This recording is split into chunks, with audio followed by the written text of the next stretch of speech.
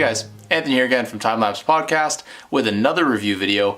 This time a little bit different than the last review video we did on the Ming 1701. Of course, that one was done in my basement. The lighting was shit and it was kind of hard to get a real feel for the watch. So, I mean, we are probably going to do another video about the Ming itself in proper lighting so you can really get an idea for just like the intricacy on the dial and everything. But today we're going to focus on another micro brand, another really great value proposition watch from Nodus. Nodus is a new company out of Los Angeles, California, started by two young men who really have a passion for watches and for tinkering. And I think they've been out for like about 2 years now. They've been promoting this stuff. 2016, 2017. I think it's when they started releasing some watches.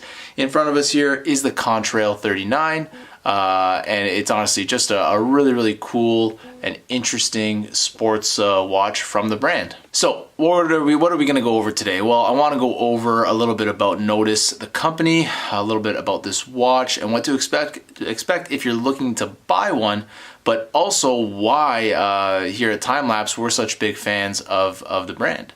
So I guess first let's start with the brand itself. Again, like I said earlier, two young guys out of Los Angeles, just a passion for watches and tinkering, decided to give their version of a vintage sports watch. In this model here, the Contrail 39, we have a really minimalist design, but they also offer the Contrail watch in a larger size with a 12-hour time bezel. They also offer, their first watch was the Avalon dive watch. They just came out with now their new diver, the Retrospect, and Mikey is really interested in getting his hands on one of those, so hopefully he does, and we can actually give you guys another review of this really intricate and interesting brand. Now, to start with the packaging, how did I receive my Contrail? Well, it was shipped priority to me from Los Angeles, came in about 2 days, in a pretty no-frills box. You can see just around, pretty straightforward. Not like the Ming. The Ming came in a nice wooden box, that had a little bit more show, but that was also at a different price point. This is about half the price that the Ming was originally. But now the Contrails, for the most part, are sold out. I believe the only ones still available are the ones without the textured dials, and definitely not any of the 12-hour bezel ones. Those are all gone as well. So you slide open this box, and inside, first thing you're greeted with is the Nodus watch roll. So it's really common with these micro brands to deliver, to go above and beyond with the delivery, right? They include a lot of free stuff. This nice microfiber cloth came in, and you can see if I focus in on it, it's got the Nodus emblem on the microfiber cloth. But if we go back now to the watch roll, it's a really nice denim material with this like brown stitched leather, again with the Nodus emblem on it. And it actually came wrapped in this potato sack material. Probably the only gripe I really had with the packaging was this sort of potato sack this stuff, and the reason being is that even though from a design standpoint it pairs really nicely with the denim, it kind of left all of these little fibers all over it, and that was kind of a pain to pick off, and you don't want these fibers on your watch, on your clothing, so I had to do that immediately. But beyond that, it also comes with two cards. Of course, your registration card, or your warranty card, I guess. Again, these watches come with a 2-year warranty. The movement itself is a Miyota 9015, so I'm not 100% sure if that's a warranty through Nodus itself or through Miyota, but either way, you are guaranteed that you're going to be taken care of should anything happen to your watch, again, manufacturer defect. I don't care if you guys can see my serial number. You're not going to steal my Nodus warranty, I'm sure, but having these handwritten cards really helps people, at least in my opinion, tie in with the brand. When you're buying from a micro brand, you like to see stuff like this. The other thing I really like to see are these regulation cards.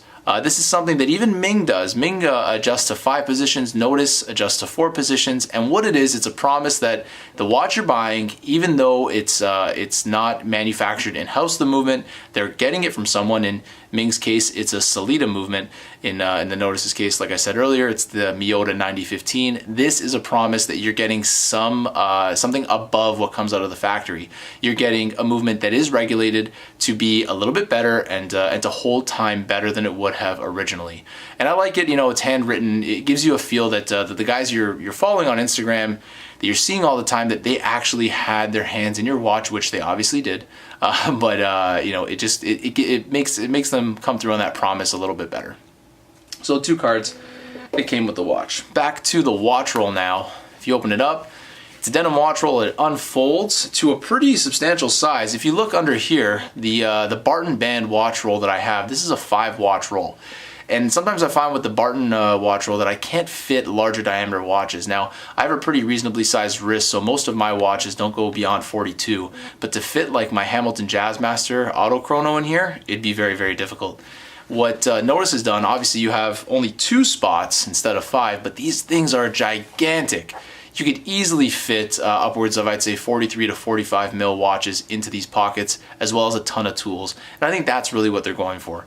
It's a really robust denim. It's very, very tough. It's not going anywhere. And it kind of fits the whole tool watch aesthetic. And for that, I'm really thankful because, again, this just came for free with the watch. So really digging the watch roll. So let's now move on to the watch, and clearly in front of you here you can see that I don't have the watch on the OEM bracelet that it came on, because I kind of wanted to show you guys just how interesting they were in their own respect.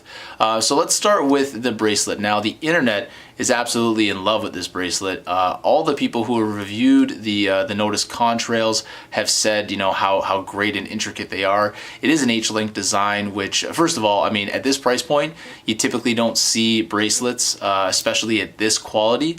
But also, the bracelets you do see that come with these watches are typically just Oyster clones, and that's not what Nodus did here. They did their own H-link design, and I gotta say, not only does it look great, it feels fantastic. This isn't an ASMR channel or anything, but if you guys could feel this, like all these small links add up to a really, really pleasant and comfortable feel, not only on the wrist, the way that it bends and flexes, but also when you're just, you know, rubbing up against them with your hands or your fingers. So something really interesting that you would never really know until you felt the bracelet itself.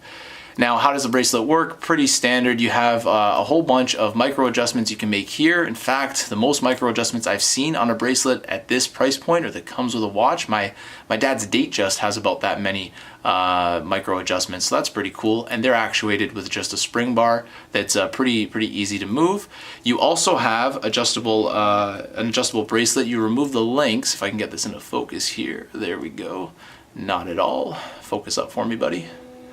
There we go. So there's screw-in links, which make them really, really easy to take out. You're not going to be hammering at your nice bracelet with any tools. You just got to get a really, really fine screwdriver. You'll be able to pull those out pretty easily.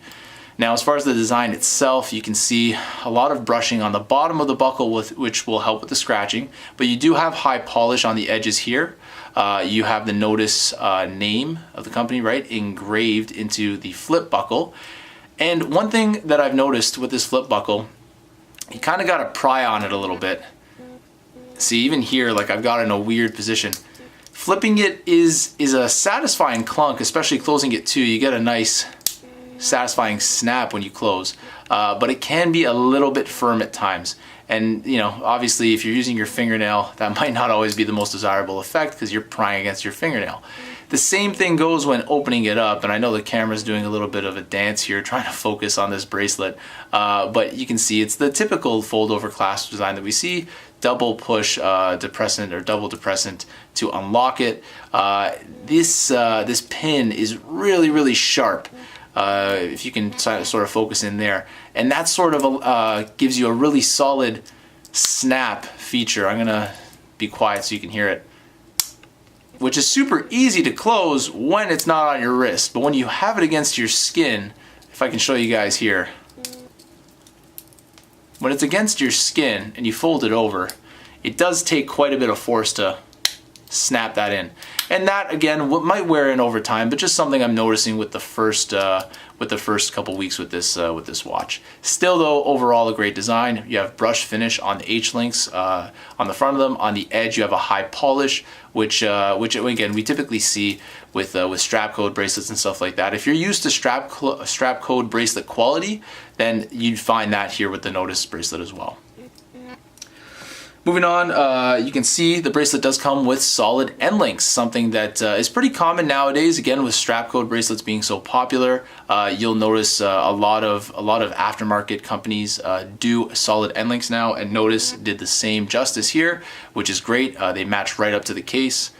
Get that focus back. They match right up to the case, and I'm gonna put the bracelet on after so you guys can see just how well these do the watch and the bracelet justice. And now onto the watch itself. The reason why I don't have it on the bracelet for you guys is I want to show you all the intricacies of both the watch and the bracelet without them intervening with each other. So when on a strap, you can really see what Nodus did to the watch case. This case obviously takes its design inspiration from vintage tool watches, and that's immediately apparent in the lug design, the way that they seamlessly blend into a minimalist case. There's just a hint of like curvature here where the case wraps around to the crown guards, very small crown guards, and it's guarding a beautiful crown. If I can focus in here and you guys can see that, it's this machined, interwoven feel that it's just so nice to actually unwind. And you can actually even hear a little click there. Even when you unwind the crown, it just pops out like it's got its own mind. It wants to be released. And then from there, you can manually wind, which is really nice with the 9015. Pull out the crown all the way, and you have your hacking function. You can see the second hands have stopped moving. Put it back in, and then they keep on ticking. Again, winding the watch is a nice feeling, and pushing the crown back in is a pretty solid feeling as well. This watch does have a plunger mechanism, which means once you're threading the crown back in, you're not actually winding the watch, which is pretty cool. Again, to prevent, I guess, overwinding, but I've never been able to overwind an automatic watch before, to be honest with you. You know, overwinding is much more of a concern on manually wound watches like this Ming here, but still cool nonetheless. If we continue, flip the watch over. Again, while on strap, you can fully appreciate the depth of design on the case back. So you see here, there's an image of a contrail, which is I guess the airflow that follows jets while they fly. That's the namesake of the watch itself, and they've done a really nice job engraving that in here. You have some information about the water resistance, the company name, as well as your serial number. Again, I don't care if you guys see it, you're not gonna refabricate this watch and take my warranty or something. So just a really well designed case back. Why didn't they put sapphire on the case back? It's a tool watch and it's a Miyota 9015, nothing really to showcase, but they did a really good job with this steel case back. It's gonna give you that rough and rugged dependability, and reliability, and you know, it still looks pretty good. Again, for the money, you're getting a lot of design and a lot of attention to detail here. If we move on to the sides of the watch, you can see that you have a mix of brushing and high polish on the case back that translates into the side of the watch as well. A lot of brushing on the edges there, which matches up to some high polish between the lugs. Again, brushing on the exterior of the lugs. And also high polish around the bezel. So the entire outer surface of the bezel, where it matches up with the case, is high polish, and then it's matched up to a sunburst effect on the bezel front. And I think that's what originally drew me to this watch. When I was looking, I instantly fell in love actually with the 12-hour rotating bezel that the other Contrail model has. But you know what? I already have 3 dive watches. I just wanted something more minimalist, more tool watchy, and the Contrail 39 fit all those categories. I also fell in love with the Laguna Sand model, which is the white dial version of this textured dial, but those sold out immediately. So yes, the black sand was my second choice, but I still love it nonetheless. And I love textured dials. They just give another layer of depth to any watch. If I can try and get that dial without the glare. Just it's the case with the Ming. It's also the case with the Nodus here. Really, really well done dial, really intricate, really nice to look at. And in talking about the dial, we have to talk about the sapphire crystal. So this watch comes with a sapphire crystal with a green anti-reflective coating. It's kind of hard to demonstrate here, but at certain angles, it's almost like the glass isn't even there. Again, that anti-reflective coating really helps with the whole tool watch aesthetic because you're using this thing outdoors, you're using it in weird environments, and it helps you see the time clearly from almost every angle, regardless of, you know, where the sun is shining. If there's snow outside and it's a really bright day, you're going to be able to see everything clearly. On the dial itself, you can see there that the indices, the Nodus logo and name are all applied. The indices themselves, well, although they're very thin, they're coated in Superluminova 3, which is crazy, crazy bright for how small the surface area of the indices are. I gotta say, when this thing is fully charged up, it illuminates almost as bright as my Omega and my Seiko. And those both use very thick indices charged fully with Superluminova or Seiko's proprietary lume. So really, really impressed by what Nodus did for the legibility, you know, in low lighting on this watch. If you can see there, I know it might be kind of hard to get with the glare, but there's also an inner bezel, sloped inner bezel with a minute track. And that is, you know, I have a few watches with a sloping minute track, but it's done very well on this watch where it hides itself well when you don't want to see it and allows for that minimalist design. But at the same time, when you need to see the minutes, it's immediately apparent that they're there. So if I can show you guys from maybe from another angle, again, like you don't want to see the minute track if you like that minimalist dial, but if you're looking for it, you can find it very, very easily, and I really like that there. Date window at the 3 o'clock, that's just classic, 3-hander. You have hour, minute, and seconds, and of course the name Contrail there in red. And then the automatic underneath, just telling you that this obviously is a self-winding watch. The overall package, I think that that Nodus did an outstanding job with this watch. This is sort of like their entry level. I believe it is their cheapest offering, at least at the moment. And it is a solid sport and tool watch. I don't think that you could do better in this price range if you want this kind of aesthetic.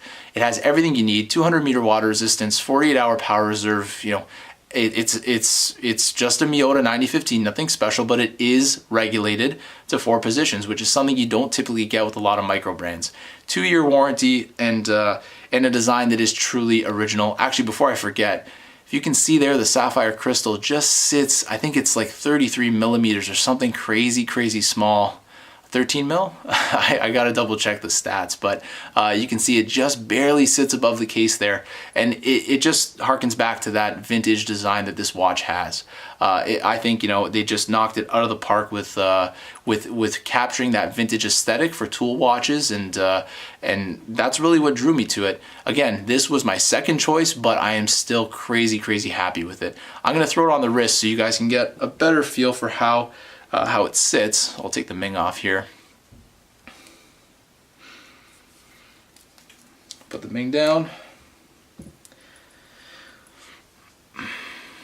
So you can see, I won't put it too tight, but I'm not the kind of guy who knows exactly how big my wrist is, but I mean, I think I have an average size or maybe a little bit above average size wrist, and the watch sits perfectly. I believe it's 47 mil lug to lug this way. Of course, lug to lug, it's a 20 mil strap width that you'd be putting on here, and the face itself is only 39 mil diameter, but it seems to sit perfectly on my, I would say, average size wrist for, you know, a North American male.